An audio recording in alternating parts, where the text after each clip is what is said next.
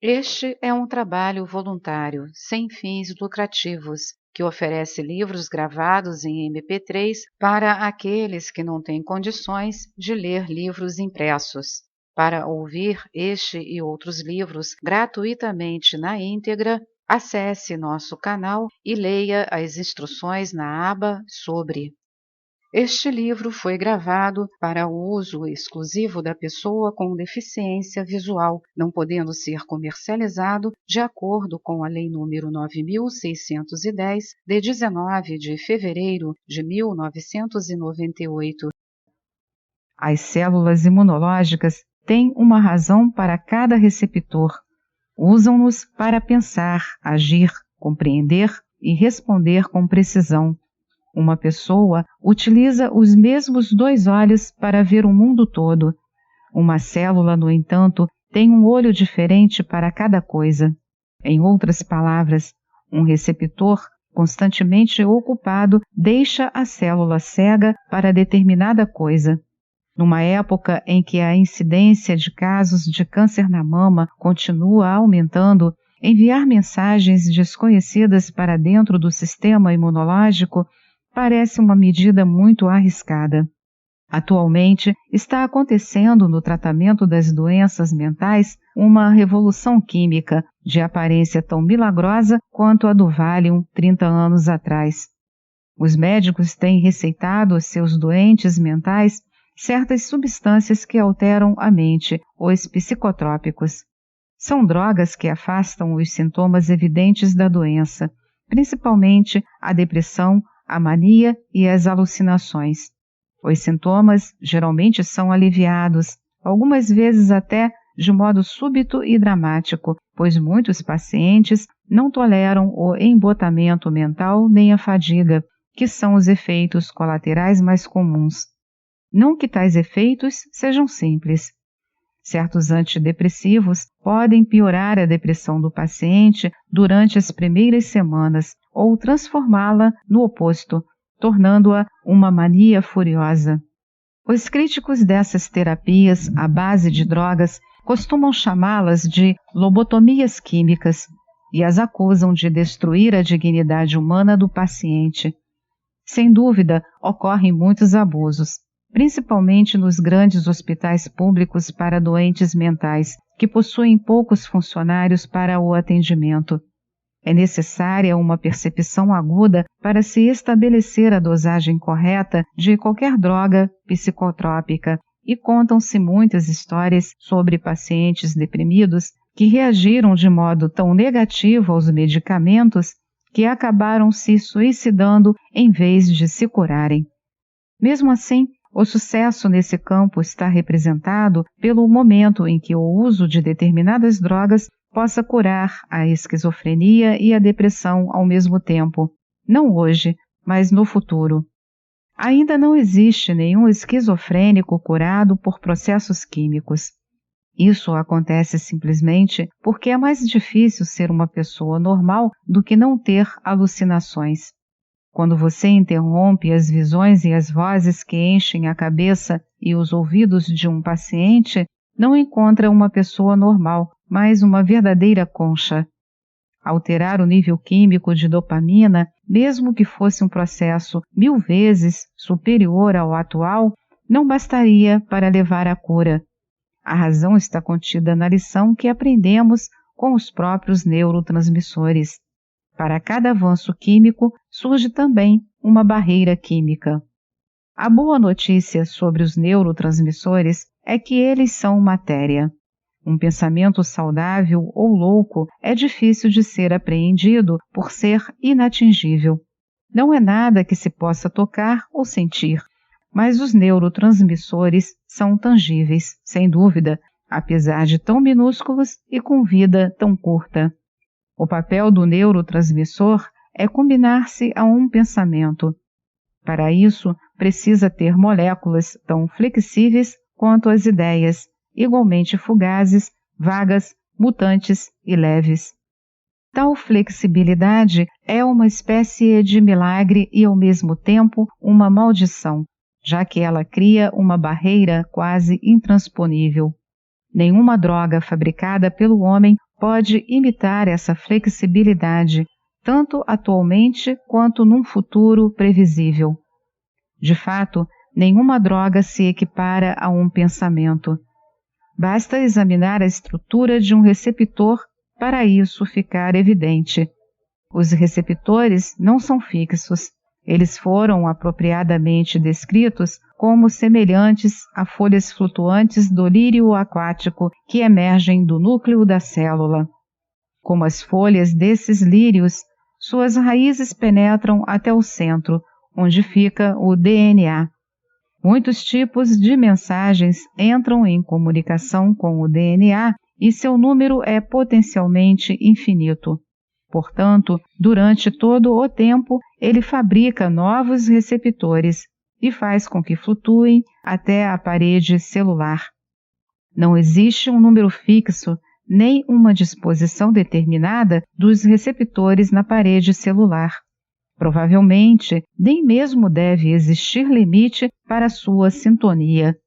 A parede de uma célula pode ter tão poucas folhas de lírios aquáticos quanto um tanque no inverno, ou pode ficar tão cheia delas como o tanque na época de seu florescimento em junho. O único fato constante sobre um receptor é sua imprevisibilidade. Por exemplo, pesquisadores descobriram recentemente que um neurotransmissor chamado imipramina é anormalmente produzido no cérebro de pessoas deprimidas. Enquanto localizavam a distribuição dos receptores de imipramina, eles se surpreenderam ao encontrá-los não apenas nas células cerebrais, como nas da pele. Por que a pele criaria receptores para uma molécula mental? O que esses receptores da pele teriam a ver com a depressão? Uma resposta plausível é que a pessoa fica deprimida por inteiro. Está com o cérebro triste, a pele triste, o fígado triste e assim por diante.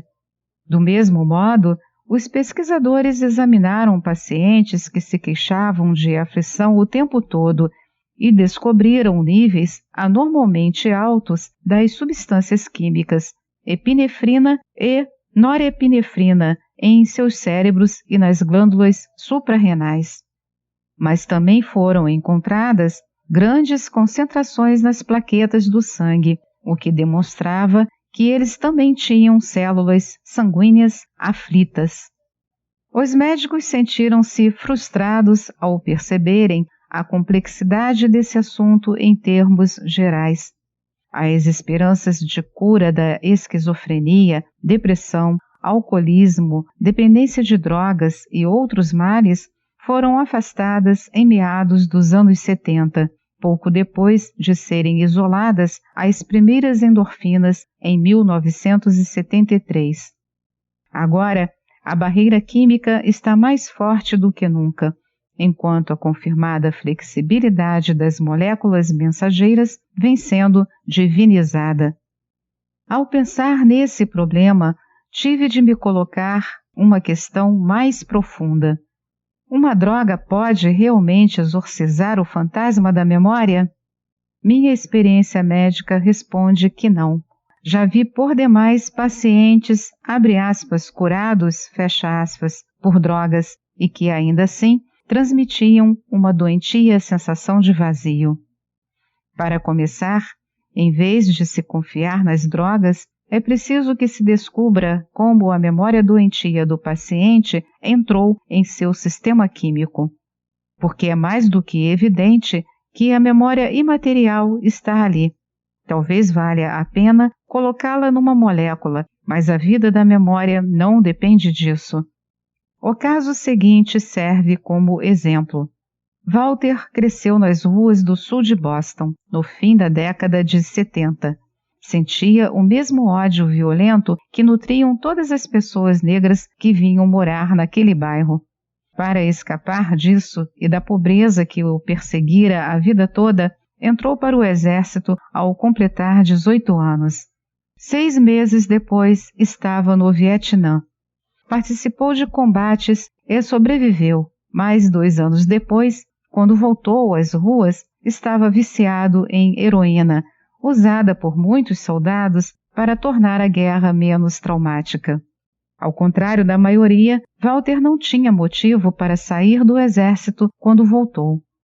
Finalmente, a polícia acabou prendendo-o e, por ordem do tribunal, ficou sob meus cuidados no hospital de veteranos especializado em drogas. Nossa maior preocupação era simplesmente a de desintoxicar o organismo de Walter. Se fosse um caso comum, sairia pela porta giratória depois disso e estaria de volta às ruas. Mas, enquanto ficou no hospital, passei a visitá-lo regularmente. Ele era, sem dúvida, uma pessoa excepcional. Apesar de seu desespero, não parecia corroído pela violência interior e lutava corajosamente contra o vício. Walter ficou meu amigo. Seu progresso clínico foi rápido. Um ano depois da desintoxicação, mantinha seu emprego e falava animadamente sobre a vida normal que desejava levar. Foi quando aconteceu um estranho incidente. Um dia, o carro de Walter enguiçou e ele foi obrigado a ir para o trabalho de metrô, o que não fazia desde muitos meses. Pegou o trem numa linha muito antiga, com velhos trilhos barulhentos. Detestou o ruído do trem e não conseguiu ignorá-lo. O ventilador estava quebrado em pleno calor de julho. Poucos minutos depois de ficar fechado naquele compartimento quente, abafado, passou a achar o vagão insuportável. A sensação desagradável se transformou em extrema agitação e, quando saiu do metrô, estava completamente louco, irracional. Nada do que foi feito acalmou sua agitação. Quando o vi 2 dias depois, Walter tinha voltado à heroína e dessa vez não demonstrava desejo de se recuperar. O que aconteceu a esse homem? Uma explicação química não é suficiente para o incidente do trem. Continuo me lembrando dele com seu terno riscadinho de trabalho, confiante e preparado para a nova vida, mas obrigado a voltar ao mesmo trem que usava quando tinha problemas e era dependente de heroína. Em algum meandro traiçoeiro da memória, o passado voltou, e com ele seu anseio pela droga. Onde se esconder aquela ânsia durante um ano inteiro antes de voltar? De certo modo, é isso o que a medicina começa a elucidar. A memória de uma célula é capaz de viver mais tempo que a própria célula. Em qualquer ponto do corpo-mente, 2 coisas se aliam: uma partícula de informação e uma partícula de matéria.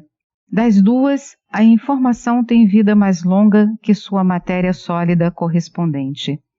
Enquanto os átomos de carbono, oxigênio, hidrogênio e nitrogênio giram por nosso DNA como pássaros de passagem que descansam um pouco e continuam a migrar, a partícula de matéria se modifica, mas sempre existe uma estrutura à espera dos próximos átomos. O DNA nunca movimenta mais que 1 milésimo de milímetro de sua estrutura precisa, só porque os genômios, partículas de informação no DNA, que são em torno de 3 bilhões, lembram para onde tudo vai. Esse fato nos leva a compreender que a memória deve ser mais permanente que a matéria. Então, o que é uma célula? É uma memória que construiu um pouco de matéria à sua volta, formando um modelo específico. Nosso organismo, portanto, é apenas o lugar que nossas memórias chamam de lar. É difícil discutir essa conclusão à luz de tudo o que sabemos até agora sobre as formas de inteligência química, e a medicina resiste teimosamente em aceitar tais implicações. Por exemplo, em geral, se acredita que as pessoas dependentes de álcool, cigarros ou drogas adquirem uma dependência química, o que significa que suas células ficam viciadas em nicotina, em álcool, heroína, etc. Porém, se as estudarmos no plano da química do organismo, vamos descobrir que a heroína ou a nicotina colam-se aos mesmos receptores das paredes celulares que todos possuem. Um dependente não tem receptores que exibam anseios anormais. Por analogia, a parede do estômago de um homem gordo não é viciada em comida, apenas aceita o que lhe dão. Na verdade, parece que a memória das células é que se vicia com a substância que provoca o hábito e ela continua criando células distorcidas que refletem sua fraqueza. Em outras palavras, um vício é uma memória distorcida. É apenas nossa inclinação material que continua atendendo à célula. Essas memórias perniciosas podem ser herdadas quando um vício se espalha por famílias inteiras, mas mesmo que seja um, abre aspas, gene de dependência, fecha aspas, específico, somos forçados a considerar as condições imateriais que levaram o DNA a enviar esse gene. Nossos ouvidos são formados porque um gene os codificou. No entanto, em primeiro lugar, a razão de terem se desenvolvido há milhões de anos certamente foi imaterial. Algum organismo começou a responder ao som. Esta é mais uma edição do canal Livros Falados Voz Humana. Que o bem, o bom e o belo se multipliquem em benefício das criaturas.